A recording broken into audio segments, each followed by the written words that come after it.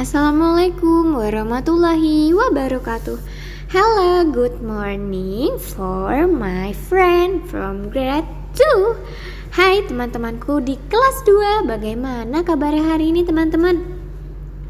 Alhamdulillah kalau teman-teman sehat selalu ya. Teman-teman, yuk kita belajar sains lagi dengan materi light in everyday life atau cahaya yang digunakan untuk setiap harinya. Oke, light in everyday life, cahaya dalam kehidupan sehari-hari. Light plays an important part in our everyday life. Cahaya merupakan bagian penting dalam hidupmu. Without light, tanpa cahaya, we cannot see, kita tidak bisa melihat, or do many activity, atau melakukan berbagai aktivitas. How is light energy? Bagaimana energi being used in this photograph?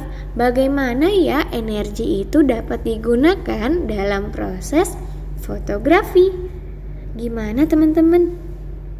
Nah, kalau untuk dalam fotografi biasanya cahayanya digunakan untuk lampu kilat atau lampu flash supaya hasil fotografinya lebih jernih teman-teman. Begitu ya.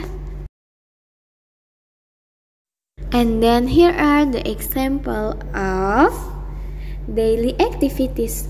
Nah, ini keseharian kita dalam menggunakan sumber cahaya.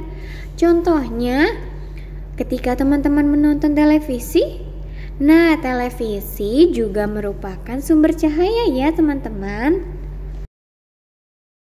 Next, we can the source of light. Kita juga menggunakan sumber cahaya untuk melihat sesuatu lebih jelas. Contohnya dengan bantuan alat kaca pembesar ini. Nah, kalau tidak ada cahaya dari luar, tentu kita tidak bisa melihatnya. Tetapi jika ada cahaya, kita dapat melihatnya dengan jelas. Nah, contoh lainnya ketika kita playing in outdoor atau kita main di luar. Kalau kita main di luar, bagaimana kalau tidak ada cahaya? Gelap bukan? Dan kita tidak bisa melihat apa-apa. Nah, ini dia salah satu contohnya. Next, dan ini pula contoh penggunaan sumber cahaya. Ketika kita di malam hari, pastinya kalau kita menggunakan alat kendaraan tentu menyalakan lampu bukan? Coba apa yang terjadi jika tidak ada lampu? Pasti saling menabrak bukan? Bedanya jika ada lampu seperti ini, kita bisa melihat, oh di kanan kiri kita ada mobil ya, di depan kita ada mobil juga ternyata. Nah, itulah dia beberapa fungsi dari penggunaan cahaya dalam kehidupan sehari-hari. Teman-teman, Miss juga mau ingatkan untuk itu kalau kita pagi-pagi mau melihat matahari, tidak melihatnya secara langsung ya teman-teman.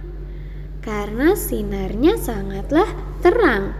Dan ketika teman-teman menonton TV, menggunakan gadget seperti handphone, laptop, mohon untuk jaga jarak ya, dan juga membaca buku juga harus menjaga jarak.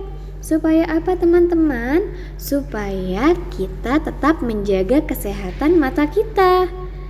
Nah, nanti kalau mata kita terjadi sesuatu, misalnya sulit untuk melihat benda yang dekat, itu kita nanti membutuhkan kacamata. Jadi tetap jaga kesehatan mata ya teman-teman. Nah, teman-teman, materi hari ini memang tentang cahaya yang digunakan dalam kehidupan sehari-hari.